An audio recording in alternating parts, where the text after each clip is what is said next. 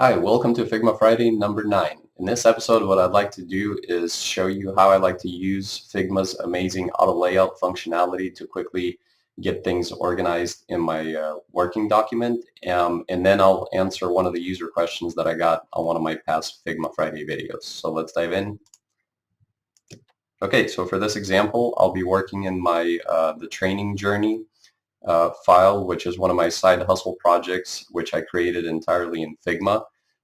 And here I've designed these print size templates for a lot of the print files that I created here. And currently, generally, when I like to work in Figma initially, I get a little bit messy and I work kind of quick.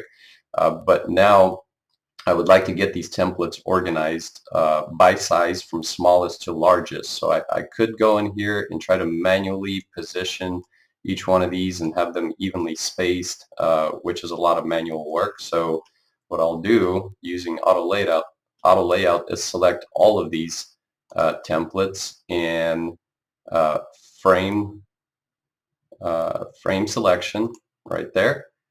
And now selecting the parent frame, I can add auto layout, which will stack all of these for me horizontally by default. So I'll undo that and show you another quick trick for achieving that.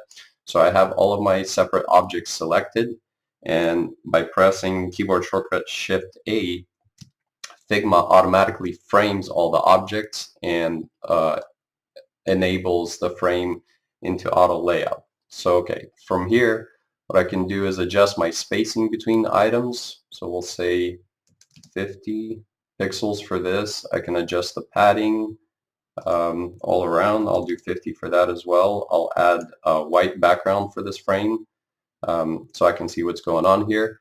And now using, let me zoom in here really quick. So selecting each one of these child elements, I can use the keyboard shortcut left and right keys to quickly position these into place so everything is organized from largest to smallest or smallest to largest item. And then once I've gotten my layout figured out for all of these templates, I can adjust that a little bit further. Okay. I can decide that I want these to be stacked vertically like this. So I'll just change to the vertical direction here. And now I can either keep this auto layout frame and move objects in and out into the stack like that. And Figma will automatically organize everything for me, or I can select the parent auto layout frame, ungroup it. That way Figma eliminates that parent frame, and now all of my objects are sitting on their own and I have them nicely and quickly organized. So let's look at another example of where I would use that. So I've scattered all of these designs here on purpose to show how I can get these quickly organized. So I can select these top three, hit Shift A to drop them into a horizontal auto layout, change the spacing between to say 50 pixels, and then now I want to have this one still horizontal, but I want to stack all of these items vertically. So I can select all of this now, hit Shift A. Figma automatically determines that I would like to stack these vertically. And so it selects the vertical direction for auto layout. Now I can adjust my spacing between items. We'll say 150 pixels looks good for that. And now I can keep these within the auto layout stack, and I can drop additional items in here, and Figma will keep all of this nicely organized for me automatically. And now for user question. So on my Figma Friday video number 4, where I explained the difference between frames and groups, Ken Snyder said it would be great to discuss how auto layout works with groups and frames. So thank you, Ken, for that question.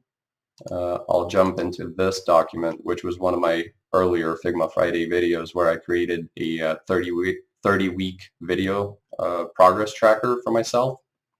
And here I have these 5 buckets. Each one is a frame. So I can, first of all, I can add auto layout to this frame bucket. So now it's auto layout enabled. So if I duplicate the number inside the frame, Figma stacks everything and spaces everything out by 10 pixels for me. So that's auto layout for a frame. All of these Figma logos are groups. So I can still add auto layout to the group, but then Figma takes all of the nested child elements within that group and just stacks them like that, so breaking the original layout that I had for all the elements within the group. And basically groups are, like I mentioned in my previous video, they're just a shortcut for keeping things sort of glued or attached together in a certain way, so you don't have to do multi-select on multiple elements. So, and I'll quickly demonstrate applying auto layout to all of these frame elements here. So I'll drop those into an auto layout frame.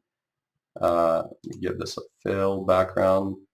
I'll give it a padding of, let's say, 20 pixels there. I'll space these by 20 pixels, horizontal layout, and I'll do the same to these, drop them into an auto layout frame, add a fill, 20 pixels in between, 20 pixels padding, okay?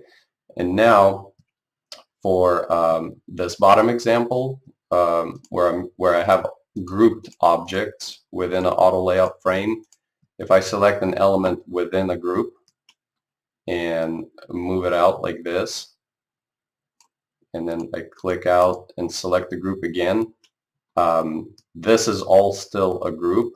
This element is still within this group for this logo, but I've moved it out a little bit, so Figma, while retaining this auto layout spacing, it just shifted everything over. Now with frames, and also let me show just one quick. Okay, so with this group selected, if I was to drag one of these handles, the group and everything in it gets distorted, but Figma still maintains the auto layout spacing and padding and all that. Now in the above example where I have frames, I can resize the frame element like this. Figma maintains the spacing between frames. And then also if I was to grab one of these nested objects within the frame and move it out of that frame, so now I drop it into this auto layout frame and it no longer lives within this parent frame. And Figma spaces everything out correctly from there. Okay, so Ken, I hope that answered your question. And thank you very much for watching today's episode. I hope you found it helpful. Please let me know if you have any other Figma related topics you'd like to see cover. And thank you for watching. I'll see you in the next one. Peace.